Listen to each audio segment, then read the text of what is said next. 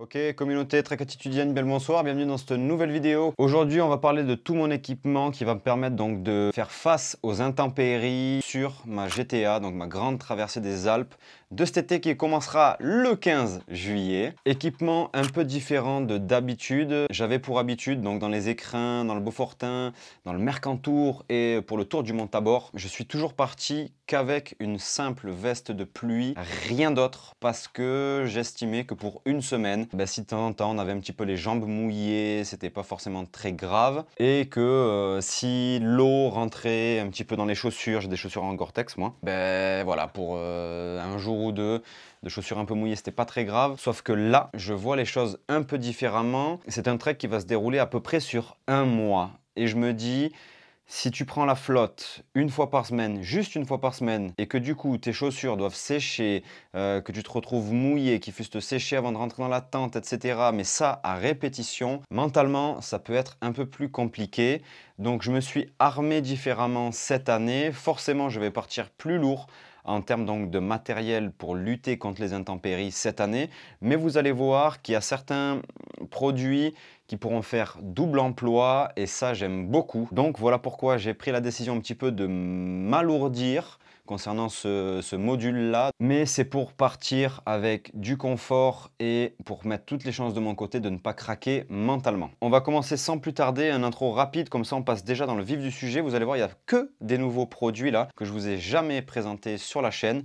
Donc on va attaquer par la veste de pluie qui est on va dire l'élément principal quand on s'équipe contre les intempéries, quand on part en trek. Et ensuite on verra donc ça et ensuite on verra ça. Vous avez très bien compris ce que c'est. Allez, c'est parti. On commence donc par ma veste de pluie qui est la Bergos Hyper 140 Jacket.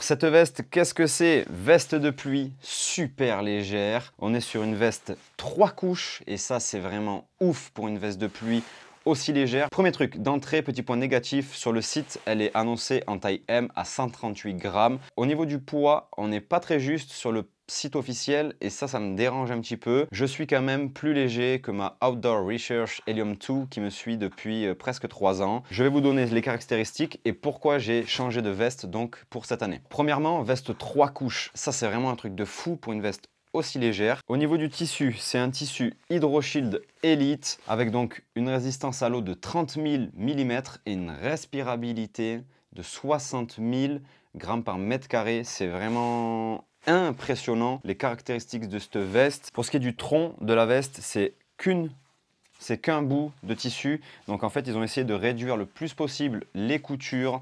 On a des coutures juste là au niveau donc des aisselles. Les manches, c'est qu'un bout de tissu et ensuite vient donc la capuche. La chose qui a fait donc que j'ai changé donc de veste, c'est que je suis passé donc sur une veste maintenant 3 couches avec 2 poches. Ici au niveau des hanches, ça j'en voulais absolument une veste avec des poches au niveau des hanches parce que si vous voulez mettre votre téléphone vite fait ou alors qu'il y a du vent, vous voulez mettre vos mains dans les poches, etc. Mettre des petits trucs, c'est super intéressant et j'aime beaucoup. C'est ce qui me manquait un peu sur mon ancienne veste. Par contre, pas d'ouverture au niveau donc des aisselles. On en retrouve sur pas mal de vestes, mais forcément, ça rajoute du poids. Mais quand j'ai vu donc la possibilité de respirabilité de cette veste, je me suis dit que c'était pas forcément... Putain, ces mouches là, fait chier. Je me suis dit que c'était pas forcément donc utile et je l'ai pu la tester pendant 2-3 sorties là. J'ai vu vraiment la différence avec mon ancienne veste, la Helium 2 de chez Outdoor Research. Ça n'a rien à voir et véridique, c'est beaucoup plus respirant. Yaya, sa veste imperméable, c'est une Kalenji. On a fait donc notre dernière sortie où on vous a annoncé la grande traversée des Alpes de cet été. Le 3e jour, il a plu, j'ai marché avec, j'étais sec dessous et Yaya, dû à la transpiration, il commençait un petit peu à condenser et sa peau commençait un petit peu à être mouillée. Moi, pas du tout avec cette veste, donc c'est génial. Pour ce qui est un petit peu des cordons de serrage, etc., il n'y en a pas.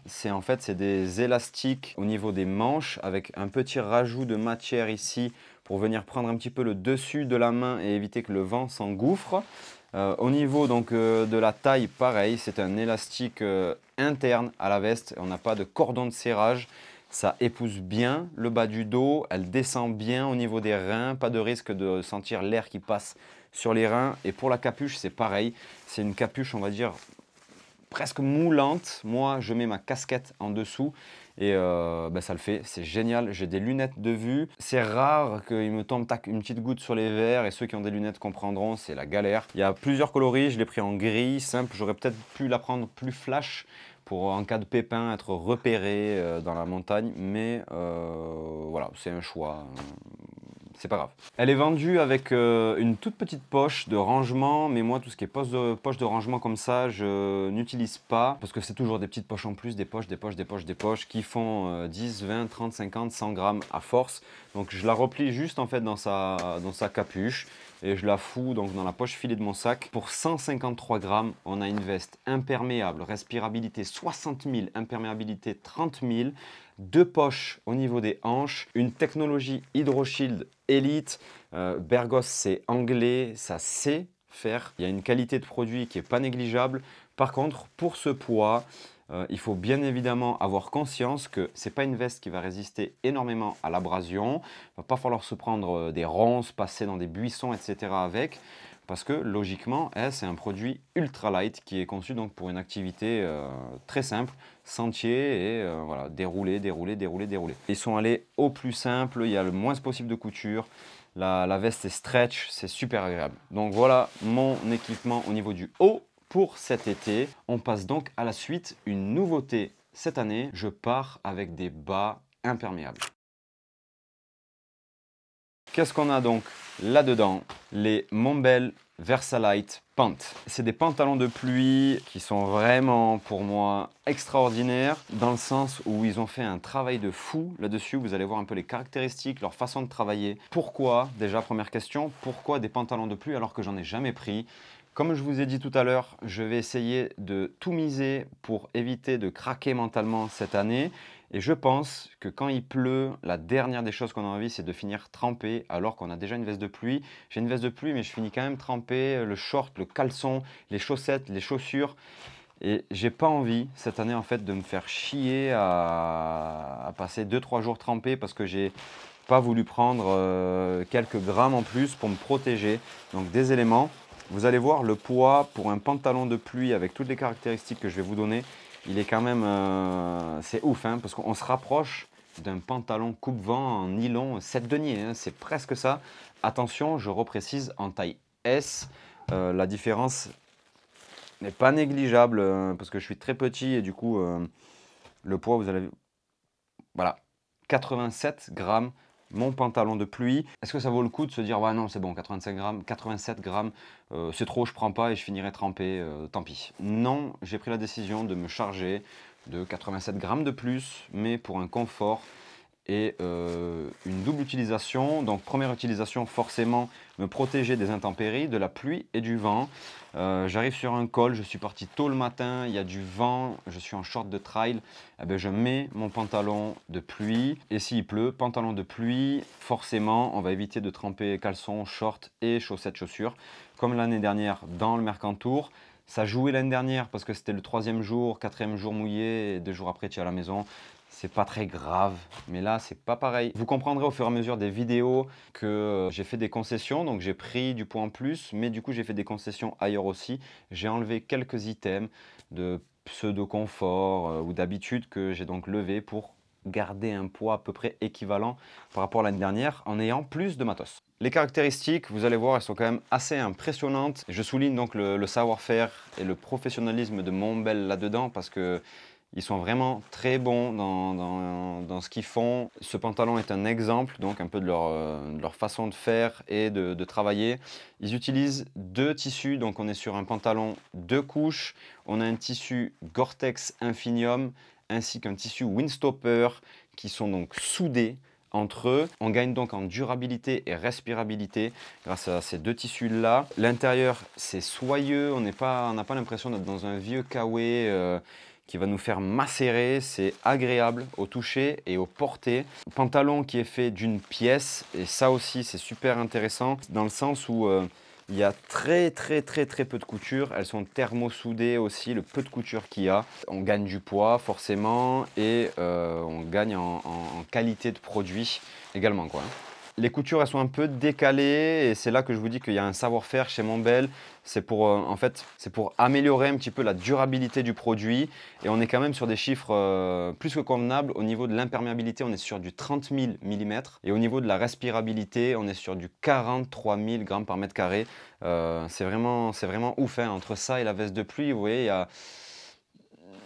je trouve que le compromis poids, qualité et protection, il est impressionnant. Et au niveau du tissu, c'est du nylon ripstop 10 deniers. Au niveau donc de la ceinture, au niveau des hanches, on a un cordon de serrage élastique, donc à l'intérieur du produit, où vous pouvez venir donc un peu serrer votre pantalon un petit peu à votre guise. Et derrière, on a une petite accroche pour le faire pendre, par exemple pour le faire sécher. La petite chose qui, moi, me dérangeait un petit peu, c'est donc au niveau là, du bas du pantalon, au niveau de l'ouverture. J'aurais bien aimé une ouverture là pour vraiment l'ouvrir en grand et pouvoir passer les chaussures à l'intérieur. Là, avec les chaussures que j'ai, donc les Hoka One One, les 109 Hike GTX, elles ont un talon vraiment qui sort. Et ça va être limite, malgré que ça soit assez large, hein. C'est une coupe très large, hein. C'est fait exprès, c'est normal. On retrouve là un cordon en fait de serrage au niveau donc, du bas du pantalon. Et ça, c'est pour venir prendre la chaussure ou alors vous passez votre pied, vous faites un tour.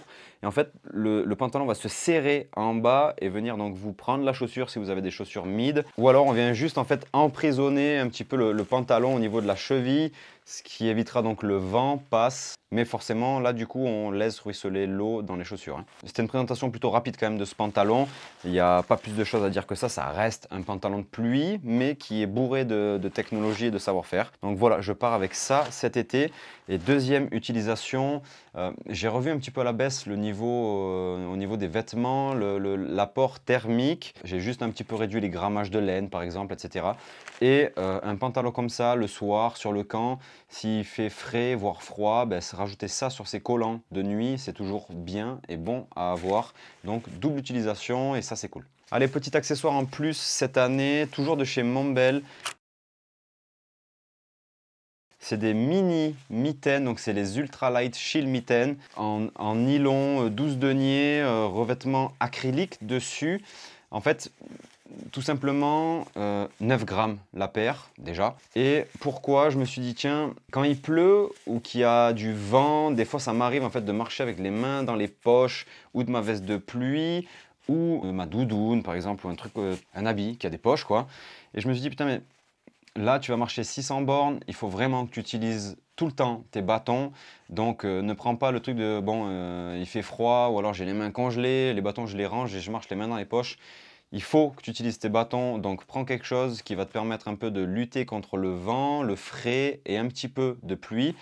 Et du coup, je pars avec ces toutes petites mitaines là qui prennent absolument rien comme place, vous la voyez même plus. C'est un petit peu pour me protéger du vent, pour me protéger d'une petite pluie. C'est pas des gants imperméables. Et pourquoi des mitaines? Parce que après expérience sur le terrain depuis quelques années, j'ai que des gants moi, même pour l'hiver, et je me rends compte que d'avoir les doigts collés entre eux, de pouvoir les bouger et pouvoir faire un petit peu ça avec les doigts, c'est beaucoup plus efficace en termes de gain, de chaleur. Les doigts se réchauffent plus vite que si vous avez des gants simples. Avec mes bâtons là, et là je pourrais marcher tranquille, sans souci. Petit cordon de serrage au niveau du poignet, ça jumelé avec ma veste de pluie, et ça sera génial quoi. Donc voilà, ça c'est tout simplement un petit accessoire en plus qui fera partie donc de ma liste finale de matos pour cet été, à ranger dans la poche, tac, de ma veste de pluie, et je sais qu'elles sont là, elles ne bougent pas, et ça sera très bien. Voilà. On finit par un item totalement improbable,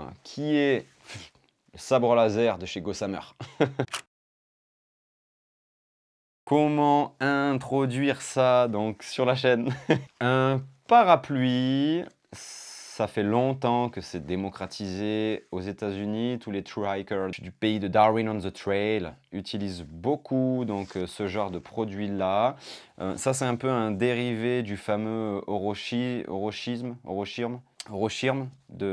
voilà, c'est un modèle de parapluie aluminisé sur l'extérieur et noir à l'intérieur. donc pour couper totalement les UV. Ça se démocratise de plus en plus, ça fait déjà quelques années que moi je l'ai en tête, ça fait 2 ans, déjà dans les écrins j'y pensais, parapluie, pas parapluie. Non, parce qu'une semaine, voilà, un gros chapeau avec un bœuf à l'intérieur. Et vous rentrez chez vous au bout de 6 jours, donc bon, vous prenez le cagnard, au bout du 3e jour, ouf, ça tape un peu, 3 jours après vous êtes chez vous. Donc voilà, on en revient toujours à la même chose. Là, je pars plus longtemps, il faut pas que je craque ou que je sorte parce que je crains énormément le soleil, mais vraiment énormément, hein. Chapeau UPF 50 plus bœuf anti-UV, j'arrive à me choper des coups de cagnard sur la tête, hein. Donc je me suis dit, tiens, cette année, si l'été est en adéquation avec le printemps qu'on a eu, un vrai printemps, est-ce qu'on va avoir un vrai été, donc un vrai cagnard juillet, août? Donc je me suis dit, alourdis-toi un petit peu, mais prends quelque chose qui sera réellement efficace et qui pourra, ces mouches, j'en peux plus, qui sera donc réellement efficace contre la pluie et contre le soleil. Alors, donc, on va dire l'utilisation principale, elle va être plus axée protection solaire que protection contre la pluie, parce que j'espère qu'il fera plus soleil que pluie. Ça, c'est pas gagné, on verra. Donc déjà, parapluie, je vais pas vous l'ouvrir, à l'intérieur ça porte malheur. Petite poignée en mousse avec 8 baleines à l'intérieur. Ils annoncent à 180 grammes, je crois, le parapluie. Et moi, je l'ai à 187, donc 104, voilà, ça va. Le poids est respecté chez Gossamer. Ça, j'aime beaucoup, parce que quand c'est annoncé, admettons, 180 grammes et qui fait 220 grammes, donc, utilisation principale, lutter contre le soleil, mais là, je vous parle donc du matériel de pluie. Donc, en fait, on va juste parler de son utilité par rapport à la pluie. J'ai testé dans le Mercantour de partir qu'avec une veste de pluie et une casquette.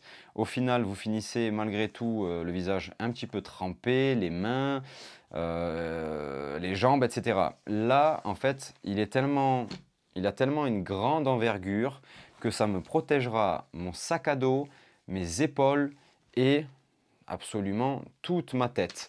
Donc, côté mental, c'est bien d'avoir une veste de pluie qui va vous protéger. Une fois sur le camp, vous l'enlevez, vous mettez votre doudoune, vous êtes sec, c'est bien. Mais se frapper 2-3 heures de pluie, vous avez quand même la pluie qui vous tape sur la tronche tout le temps.